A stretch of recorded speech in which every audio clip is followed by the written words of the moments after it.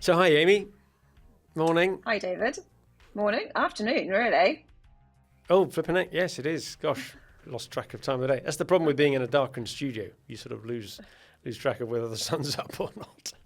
So you're joining me as a remote guest this morning, all the way from Bristol. Is it sunny Bristol? It is. It's actually sunny for now. Not sure how long it's going to stay sunny for, but right now, sun. Hope it's coming our way. So you used to live in Shrewsbury, so you know what the weather's like up here.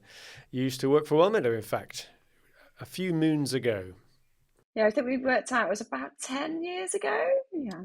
Incredible. Yeah, fantastic. So you moved down to Bristol. What do you think of Bristol? Is it a bit, it's a bit bigger than Shrewsbury, isn't it? What's it got going for it? Yeah, there's a little bit more happening than Shrewsbury, if I'm honest. What's it got going for it? It's, yeah, in comparison to Shrewsbury, a little bit bigger, more stuff going on. I think one of my favourite things is the food. There's so many really nice restaurants, food markets, that sort of thing. And yeah, always seems like there's a nice buzz going on. Ah, brilliant. Well, if you haven't come back, I don't suppose you visited Shrewsbury much, have you, since you left? You don't have no need to. No, not really. Yeah, a few times, but not recently, not since COVID at least. Well, sure. Well, I'll encourage you to come back, even if it's just for a visit, because the food offering has certainly improved a little bit up here over the last 10 years. It's better. But I do enjoy visiting Bristol.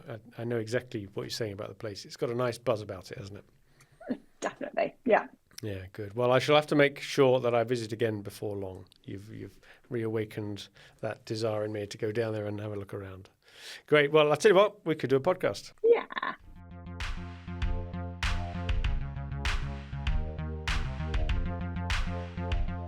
So, hello and welcome to the SME Growth Podcast. Thank you very much for joining us. This is brought to you every week by Wellmeadow, and we try to come up with some interesting and useful things to share with the owners and managers of small and medium-sized enterprises. And normally I've got Richard in the studio with me or another guest here, and we pick on a topic that's either current or interesting for the week. But this week we've got a remote guest from down in Bristol, as you may have just heard from the intro. We've got Amy Snowdon. So I'd like to formally welcome Amy to the podcast. Hello, Amy. Hello. Thanks a lot for joining us. Now, today's subject is going to be about e-commerce, and we're going to talk a little bit about your experiences on that. But in time-honored fashion, we always start up by just reviewing what our last 3 episodes were all about, just in case anybody's scrolled down the list, found this one, and decided that they may want to dive into some of the others. So this is episode 88. We're gradually getting there, marching in on that big 3-digit number that we're aiming for, probably just around Christmas time. So last week's episode 87 was on the responsibilities of directors and the role of the board, which I know sounds a bit dry, but there's an awful lot of companies out there with directors who've never really had any formal training in that or maybe have forgotten about it. So that was a good reminder for those that are in director positions. The week before that, episode 86, we decided to have a little bit of a discussion on the risk-taking appetite of managers in particular in SME businesses. Do they take enough risks? And we were drawing on some experiences of an ex-poker player who is now giving advice on businesses.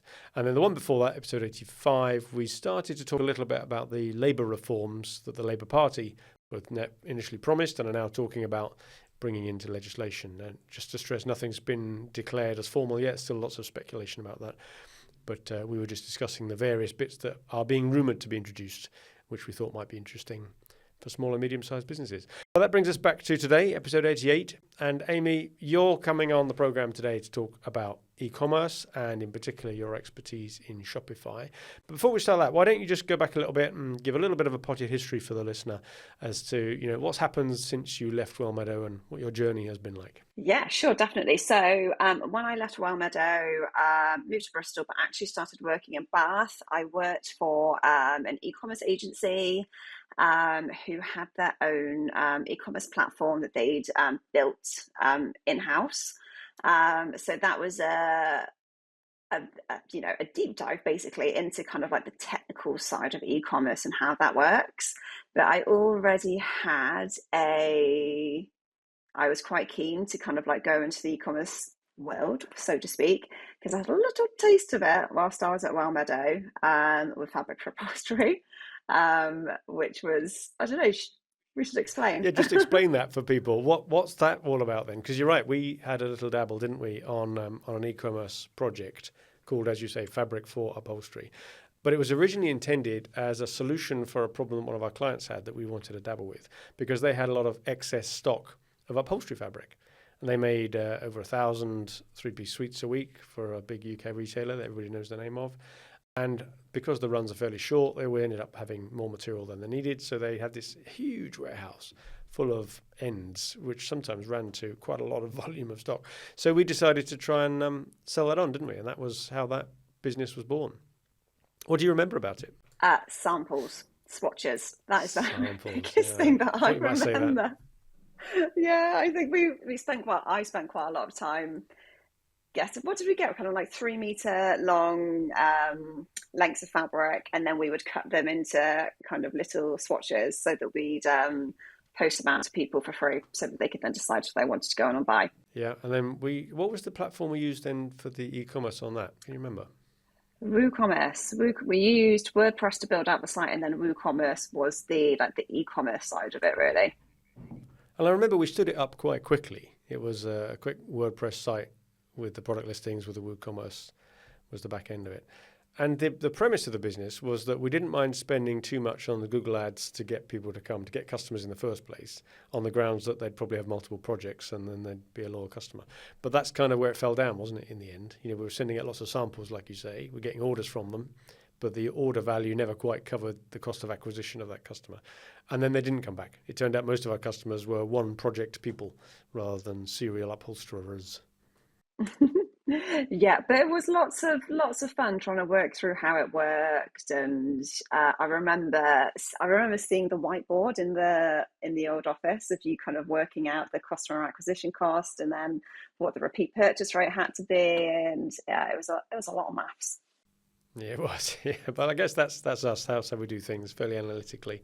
But for the same through the same analytics, we decided to close that business down again. But it sounds like it had some benefit because it awakened within you an interest in e-commerce generally. Yeah, no, 100%. I think I'd always wanted to work in a sort of like tech sector sort of thing, for want of a better word. And before I worked for Wellmeadow, I worked for a software company. So it seemed like a natural progression after making the decision to move from Shrewsbury to Bristol to try and kind of work in a tech industry. E-commerce was definitely something I was looking for. So when this role came up, I was like, great, amazing, that looks really good. So I feel like that got me a really good base level of like the technical side of how e-commerce works, working with developers, and understanding how to scope out functionality, work with developers to build functionality, which was I loved working there. It was really exciting. It seems odd now as well, if you go back to those days, that they had a bespoke solution. I don't suppose you'd do that today, would you? You'd go for one of the off-the-shelf ones, but maybe there were fewer around back then. Definitely, it was a bit of a different kind of like market back then, because Shopify, I think it existed then. I'm pretty certain it existed then, but it wasn't anything like how big it is now. So I think that a lot of the clients and the brands that I worked with back then, they, their revenue was kind of, maybe like 1 million plus. Some of them are much bigger, kind of like more like, I think it was like 20 to 50 million. And they really liked knowing that they had a company that could kind of like take care of the tech side for them, and that they'd be able to request new functionality, and it would at some point, hopefully, that would kind of like get built out for them. I don't know if they fell into the same trap that we found developing our software product for meetings, Magic Minutes, that's long been on offer and we use regularly for our own meetings. But there was this forever draw from customers requesting features to be continually developing new features here and there, thinking that was what was going to unlock the mass market. Suddenly that's the one thing, the tipping point, if you like. And of course that never came. You end up just creating a plethora of features that get used by small subsets of your user base. Did they fall into a similar sort of trap, or were they better at that? To an extent, definitely. And there are some features that we just wouldn't, end up making because it didn't make, commercial sense really. And I think it's really interesting actually kind of like looking at that bespoke development and building functionality on functionality on functionality, and not always necessarily then doing the analysis afterwards to make sure that piece of functionality, both for the brand and for us, was actually worthwhile and had made sense. And I think now not always, but to an extent, a lot more brands don't want all of the fancy bells and whistles because they know that it's not always worth that upfront investment in the development cost, and it's potentially not going to make the return. I think, it's the 80-20 rule really, and I think back then a lot more time was spent on that 20% of let's do more, when there wasn't always the return from it. Now, interesting that point, because I know we're going to come on to the rest of your story in a moment, and you went on then to using more commercial off-the-shelf products, so you can compare the bespoke version with that. But what do you think the main challenges are then with e-commerce generally? Is it around the tech and choosing the right software and getting that to work, or is it more to do with other non-software-y type things, logistics, marketing, stocking, and all that type of stuff? Yeah, I'd say these days, not the tech, because you can use Shopify, and I am a ridiculous advocate for Shopify, which I'm sure we'll talk about in a little bit more detail at some point. If listeners haven't worked that out yet, they're certainly going to know it by the end of this podcast. Definitely going to know it. So I think not the tech. You can work your way around, Shopify, or if you decide to use another platform, generally, I do Shopify, but generally you can work it out pretty quickly. I think there are so many barriers sometimes to deciding to run your own store.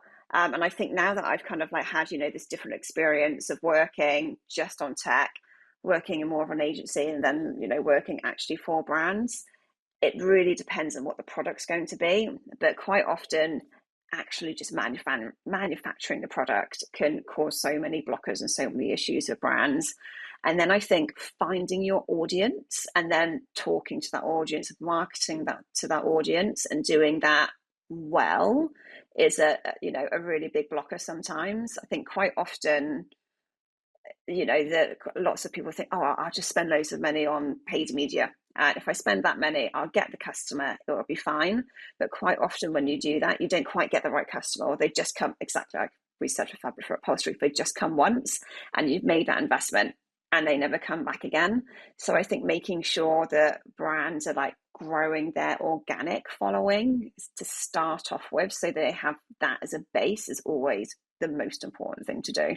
Yeah, and I know that you'll be too much to say this, and generally when we're doing podcasts with experts who come on, we say this isn't about promoting your business, but to say it for you, it sounds like the running of the software, in your case Shopify, isn't to be regarded by the company as the core competence. Their core competence is around their product, their marketing, their stocking, and logistics, and they really need someone else, if you like, just to make that the Shopify techie bit to just go away, get the best of it.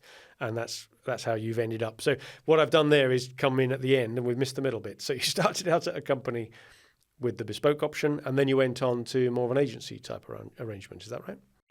Yeah. I had a little flitter at a user experience agency for about 6 months, but that wasn't e-commerce specific and I felt a bit sad. So then I went and worked for, it was really a startup at the time, an e-commerce agency, although we didn't call ourselves that, who did almost the whole shebang. So they did the tech side of things, and we worked exclusively with Shopify at the time, but I naively thought, we'll start with Shopify whilst we're starting out, and then eventually we go on to a bespoke solution, but that never happened. But they also did the trade, as we call it, so trading the site, so running a trade plan, email marketing, all of that sort of stuff, merchandising, buying, and the paid media as well. Right, so that was a much more of a full service offering, and that gave you a very different perspective, didn't it, to what you'd been in before. But then you moved on from that. So what was it about that you didn't think was giving you what you wanted out of your involvement? So I'd been there for about 6 years. I'd worked my way up to ops director. I'd seen the company grow. From when I started, there were 4 of us, and when I left, there were about 30 of us. And it was amazing to see that. But I think when you grow with a business like that, I started off doing basically everything, and then you kind of specialize. And I don't know, you can get a little bit stale sometimes. Well, there's some interesting points in there that relate to other podcasts that we've done about the growth of companies and how in small companies the buzz almost is in the fact that it's a startup and you've got fingers in lots of pies, you're doing lots of things. And I can understand entirely where entrepreneurs especially get a bit bored when it starts getting a bit more mature. They don't get to then interview all the new starts. They don't get to be involved in all of the working parts which is what they used to get the kick out of to start with. But the other thing I'm taking from what you've just said there is quite that stellar growth from 4 to 30 in a few years. It clearly shows there's a demand for that type of service, the full service offering around e-commerce, rather than just providing a bit of help either for the software or for the logistics. Some companies obviously just want another company to take that problem away for them and manage it entirely for them. Definitely. I think that there's quite a lot of fear sometimes of the unknown. And as you said earlier on, a brand they'll do the production, they'll do the marketing, they feel quite comfortable with that. But I think quite often when you get to e-commerce, because you've never done it before, you're a little bit nervous about how it's going to work. So to have somebody come in and just take care of it just is a massive weight off people's shoulders, I think. Okay, so you went then from bespoke, seeing how the software works specifically, then into this full service agency, and then next you had something quite different. Yeah, so next, and this was a bit over a year ago, I decided to set myself up as an e-commerce consultant, which was, just a little bit of I'd always wanted to kind of run my own business, and the stars just seemed to align, and it was a good time to do it, really. So I did. Didn't really have a clear plan, if I'm honest. I was like, I'm just going to give it a go and see what happens. Luckily, though, I was kind of eased into it a little bit because the agency that I was working for, they were my first client. So I consulted for them a few days a week as a starting point. So that was a very nice base.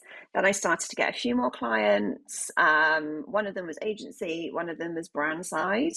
And I feel like I've really kind of gone through this journey of first e-commerce agency with a bespoke platform, knowing kind of how the tech works, but not really understanding much about how to run a brand. Then working for the second agency, because it was more full service, getting a much better understanding of, the buying, merchandising, paid media, but not really understanding much at all to do with the production side of things. So the manufacturing or, what goes into developing the content for the marketing, that sort of things the brands always did themselves. So now becoming an e-commerce consultant and working with brands who, have to do the production and the difficulties that comes of that, making sure that they, have the samples done in time so that they can shoot the product so that they can launch them. It's a whole side of things that I just hadn't really been exposed to before.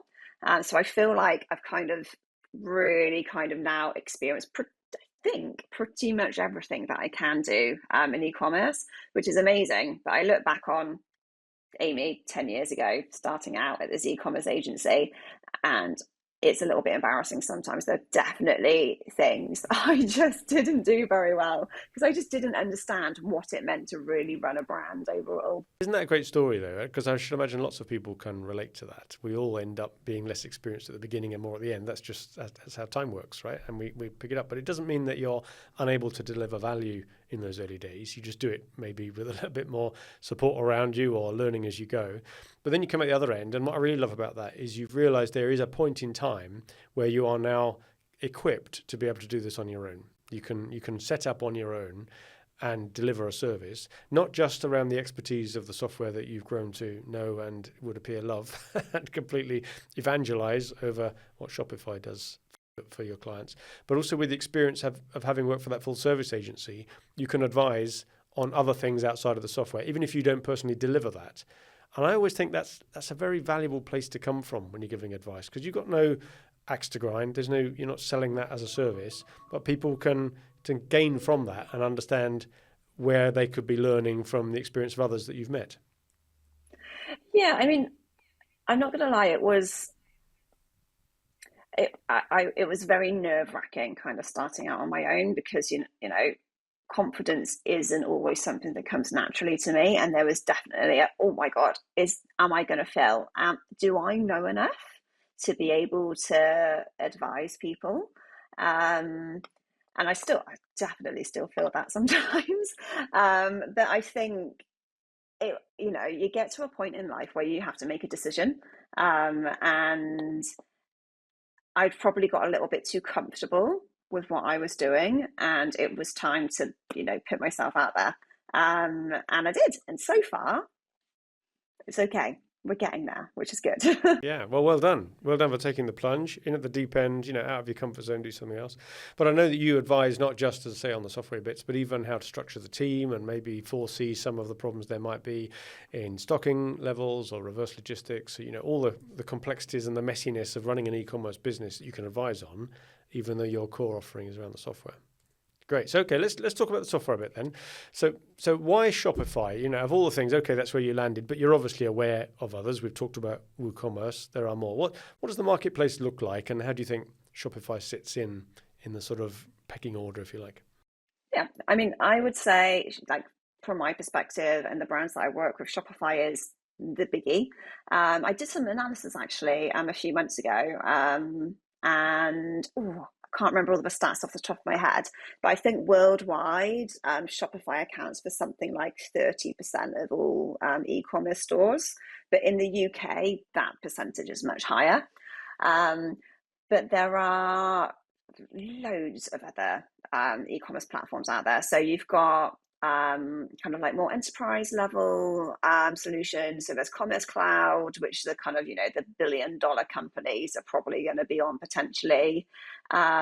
You've got Magento, which I've never actually used, but I've heard that it's very difficult to develop on. So like we were talking about earlier on, where we're talking about creating more functionality, that's meant to be a very long and drawn out process with Magento. And then there's some others, there's like BigCommerce, there's still WooCommerce out there, but Shopify by far is just the easiest to kind of, and I think cheapest, just to kind of get yourself set up on. You essentially, what you do if you're just kind of like starting up, unless you've got a little bit of like coding knowledge, you'd buy a Shopify theme. A good one will cost you $300 or $400. You'd get it installed. You'd set up all of the, Shopify payments and kind of connect that to your bank account, connect up PayPal, all that sort of stuff. Load your products, put some content on that, and you're pretty much good to go. And just so maybe this is showing my ignorance a bit, but when we did the WooCommerce site on a WordPress website, it was a plugin. It was a WordPress plugin. Does Shopify bolt on to a website, or does it stand alone as everything you need? Is it your website as well? Yeah. It's your standalone website essentially. Although there is a and I've never used this, so I don't know all the ins and outs of it. There is a Shopify headless solution, which I think is a little bit different, but that again is for enterprise brands. So brands like Gymshark, who are like the darling of Shopify, basically, they use Shopify, but they're on a headless solution, which means that they have a little bit more flexibility. So they've basically, from the sounds of it, coded their own website to give the skin and the front end of the user experience, but they're using all the horsepower of Shopify under the bonnet, if you like, to do the tricky bits. And they're just using an API or whatever link to make it, to know what's going on. I think so. Without having done it before, I think that's how it works. Yeah, for the clients you're dealing with, they don't go to the headless solution. You're talking more about using Shopify as it is. It creates the website that you need. And does that include even, static non-e-commerce pages? Would you put your About Us and your other pages on there as well? It just so happens to also have all the e-commerce capability.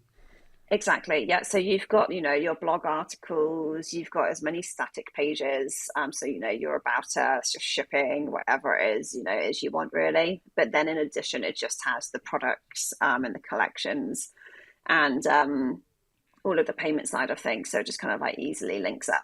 No, that's really interesting. So that's something. And where does that start out? If somebody was, just let's say right at the small end, one person band, selling craft products or whatever it may be, is it really sort of 10, 20 quid a month type start out? Does it start that cheap? Yeah. So normally you get a free trial that lasts for a little bit, and they normally do deals on your first few months. So it's a little bit cheaper, but the basic Shopify price is £25 a month. I mean, it's $25. And then they have an advanced version that just gives you a little bit more functionality, which is really good. Excuse me. I've seen brands trade up to kind of like 2-3 million on advance. That I think is $299 a month. And then you've got Shopify Plus, which is $2,000 a month. And if you hit a certain amount of revenue, they also charge a percentage of the revenue as well. But it obviously is, it scales. Does it do all those things? I'm no expert in e-commerce, but things you hear about abandoned carts, and chasing people up by email, so you've left this in your cart. Is that all just out of the box, standard? Is that regarded as fairly normal these days? Yeah, so Shopify does do that, but I wouldn't use it. I would use a system called Klaviyo, like a CRM system called Klaviyo, to do email marketing, to send your abandons, like checkout emails, to do like your welcome flow, just because you've got a little bit more control over how it works. And Klaviyo and Shopify integrate together like absolutely seamlessly. So I would always kind of advise brands to use that rather than what's inbuilt into Shopify. That's interesting. Yeah. So whilst they do it, it doesn't necessarily do it as well as a more dedicated CRM type of system. And as regular listeners will know, we're partners for HubSpot, and I know that they talk about this a lot. We don't have any experience of a Shopify HubSpot integration, but I know they exist. It'll be interesting to see how they compare with, is it Klaviyo that you're talking about, the one that you have experience of?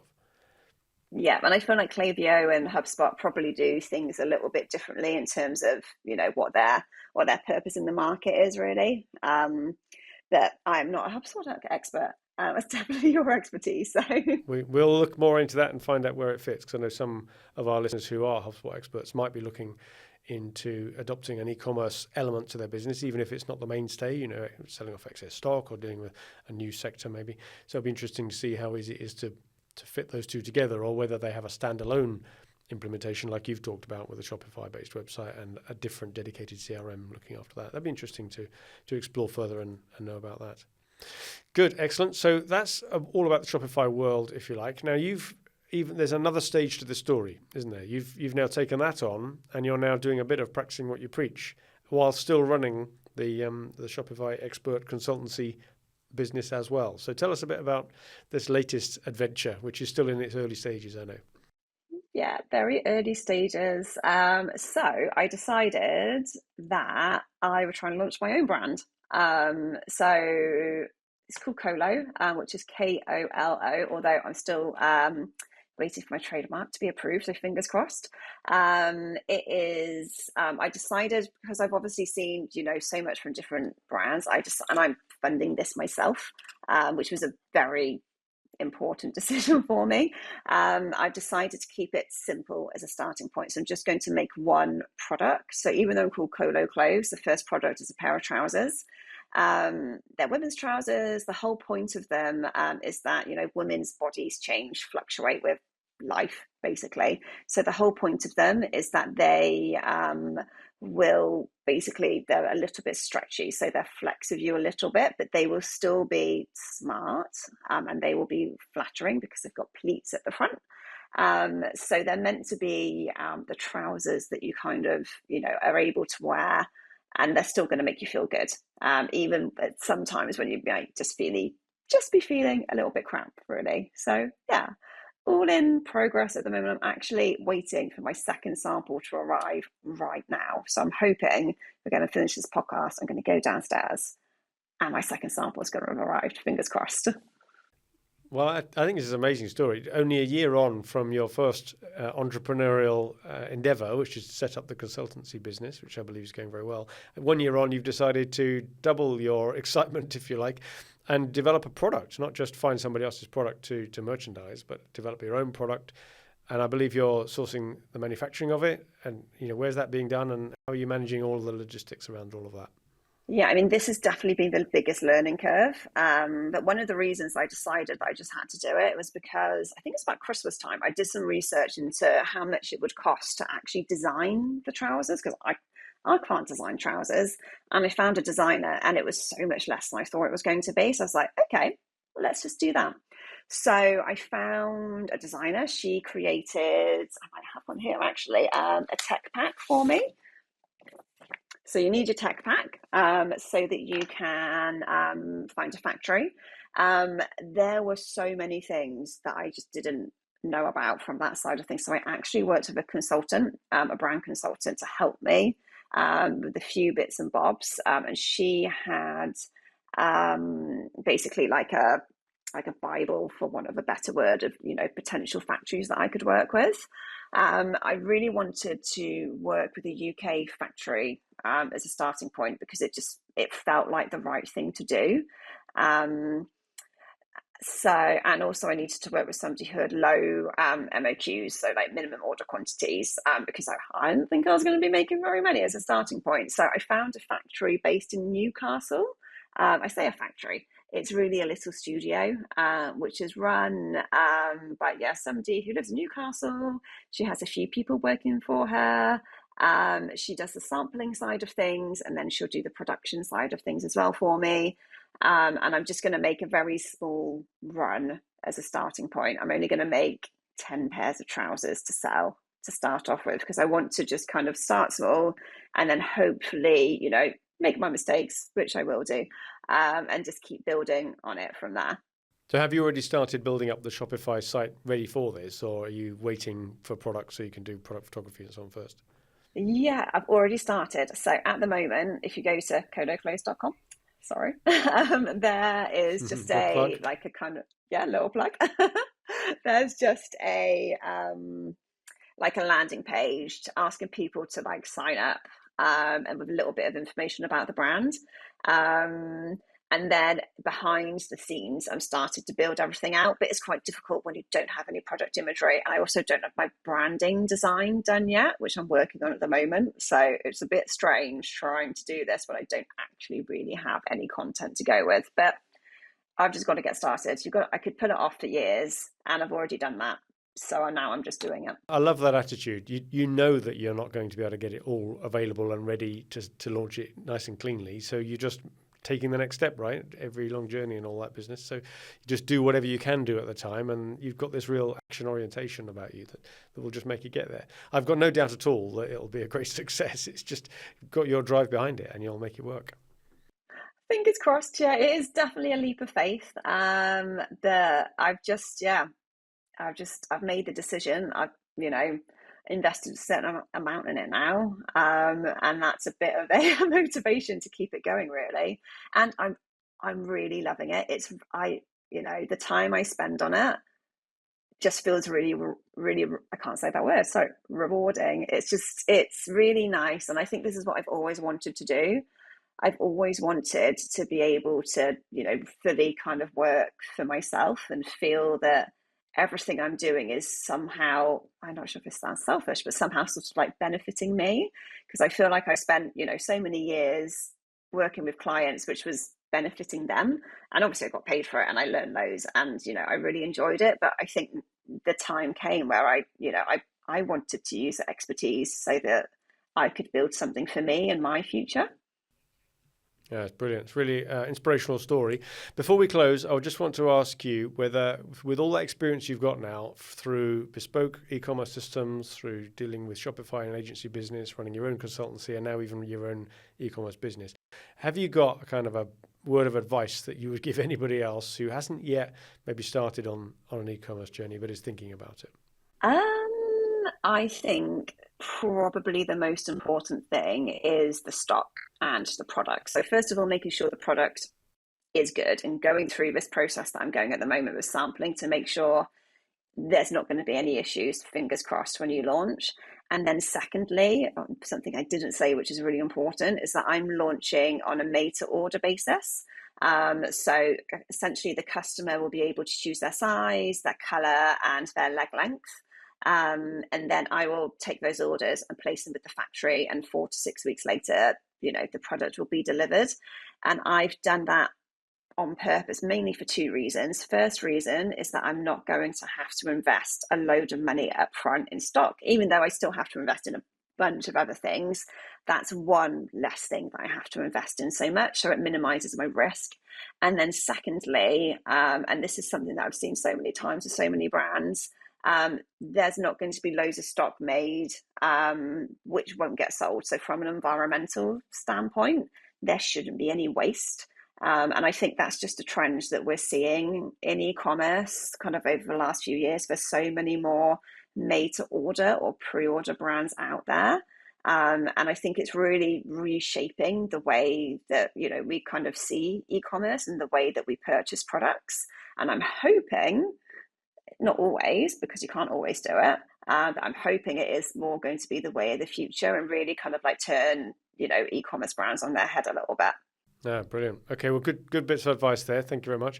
So if anybody is looking for some support on their e-commerce, then Amy Snowdon is a Shopify expert, and your consultancy business takes on clients to help on that, and we'll follow your journey with your own business idea as well alongside that with Colo Clothes. So good luck with that. And thanks for joining us today. It's been really good to hear some of your expertise. Cool. Thank you so much for having me. So thank you for listening to another episode of the SME Growth Podcast from Wellmeadow. And like I said at the top, we always try to come up with something interesting or unusual or just useful for you in some sort of way for owners and managers of small and medium-sized enterprises. If you think today or another episode has been useful and others that you know might benefit from it, then please forward on a link to the show or just tell them when you meet them in the pub. And in the meantime, good luck with your business.